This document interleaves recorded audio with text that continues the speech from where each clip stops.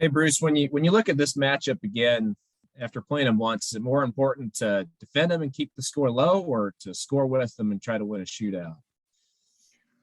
I think if you look at their games at home, Oklahoma was able to keep it close and pretty much keep a low scoring game. Iowa State, I'm not, when I say low scoring, I'm talking the 60s, not the 70s. And we had the special half against them at home.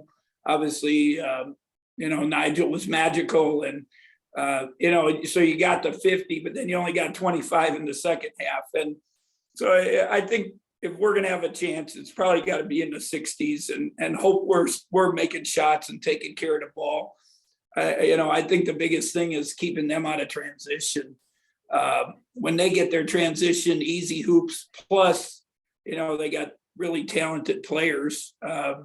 When they combine those, now it's really tough to stop, and they get on a roll, and probably you're in trouble.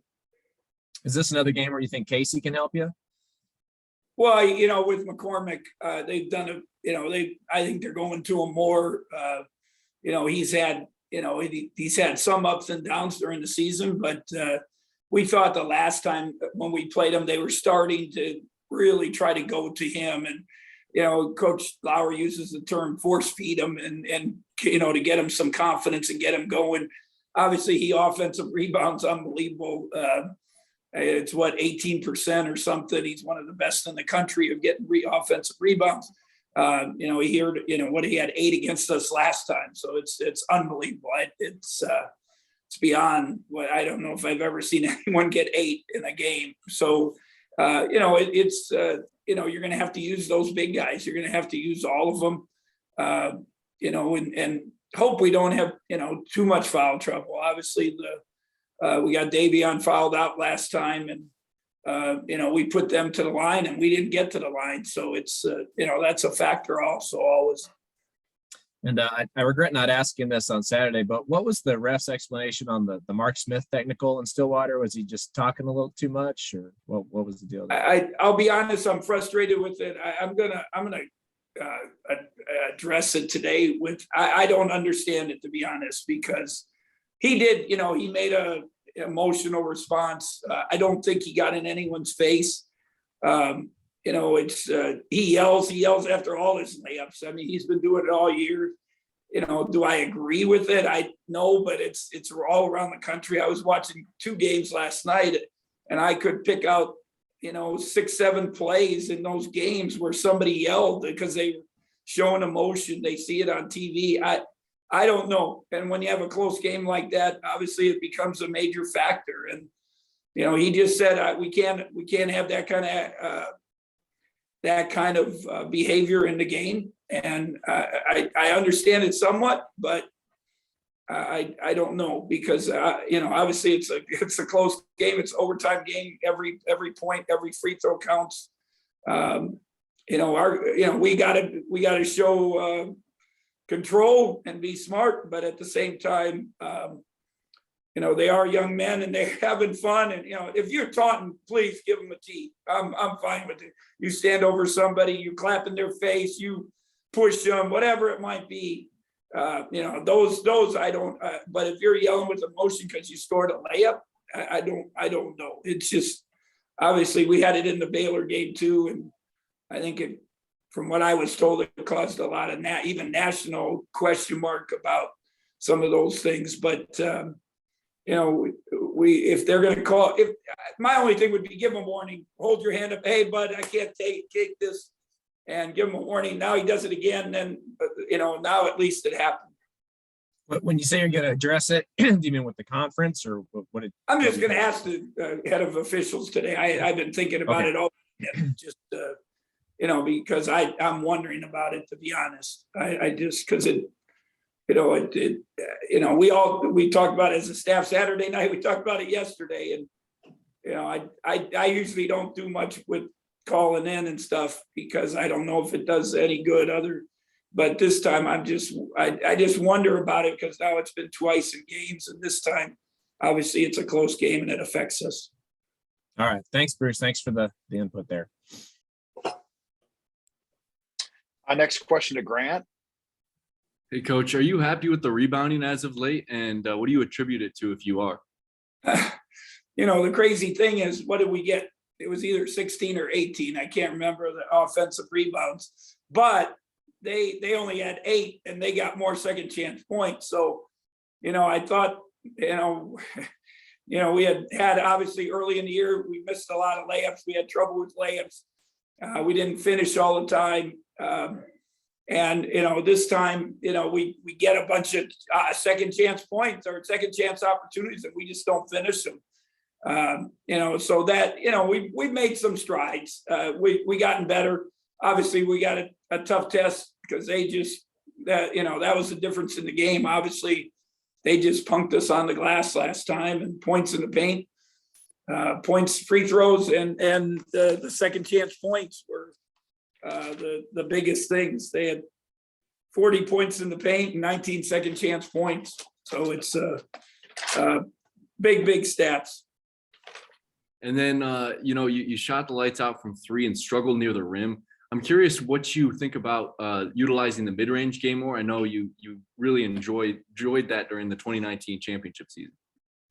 I'm a little bit old school, and I kind of argue with the young assistants even. And, I watch even the NBA. You talk about Chris Paul and Booker and the playoffs, Middleton, the NBA championships. And I'll joke and text our group like, oh, another mid-range. I like that part of the game. I think it's important. I think when you play good defenses, it's a valuable tool. Obviously, Chris Paul has made a living off of a mid-range for one of storied NBA careers for a point guard. It's amazing, and it would be nice, but sometimes it's the defenses. How they play and what they give you, and they were switching a lot and forcing us to go one-on-one and make us make plays. But we did. If you look at the stats, we only shot 31 from 2-point range and 40 something from 3-point. We just didn't finish. We had a couple of easy ones. The one Mike missed in the transition, and Nigel's got an easy putback, and Davion actually fouled him. It's just a crazy.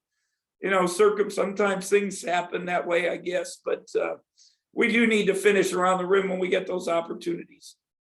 I know you need to get there first, but I mean, with the backcourt that you have, do you feel pretty confident if you were to get to the NCAA tournament with the backcourt?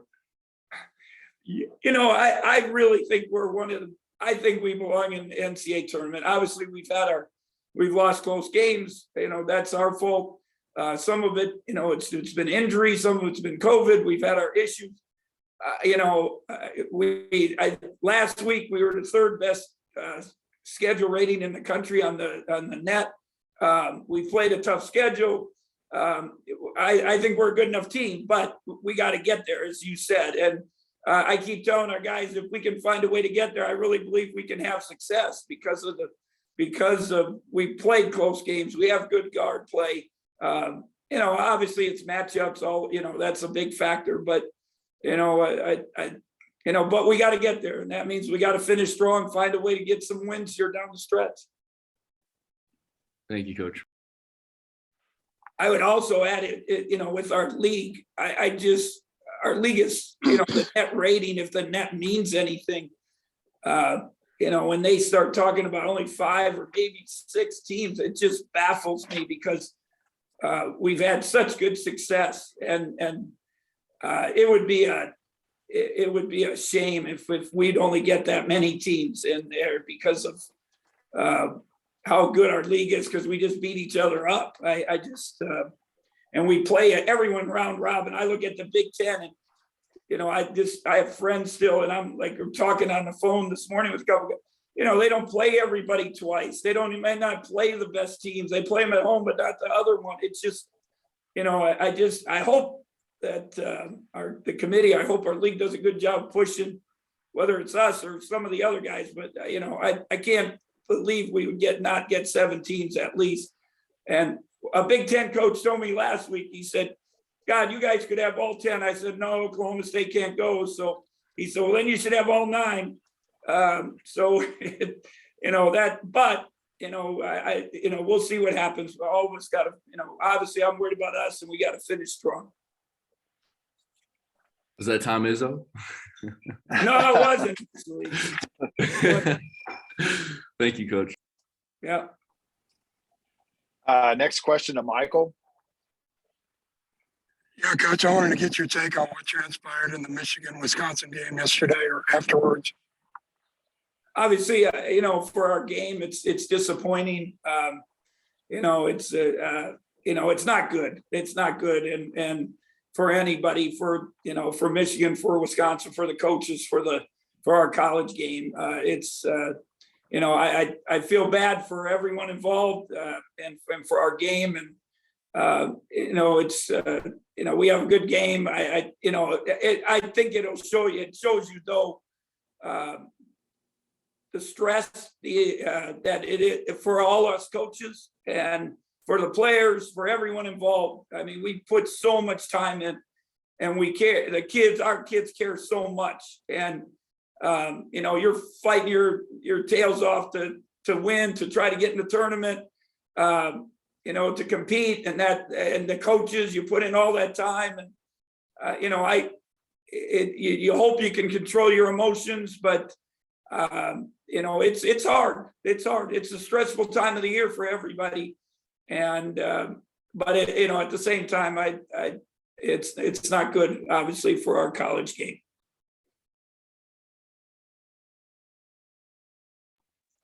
Thank you. Yep. Other questions for Coach?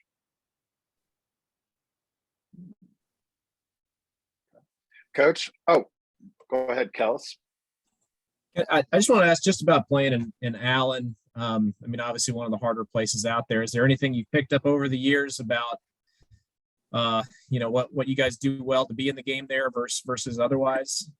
It's funny you asked that because Curtis Kelly, late last night, I was in here in the office, and Curtis was he's got helping with the scout. And he just asked me, is there something, Coach, the games that you guys have been in there? And, I really think you have to be able to score the basketball, and it's a fine line. You have to have discipline, but you also have to play fearless.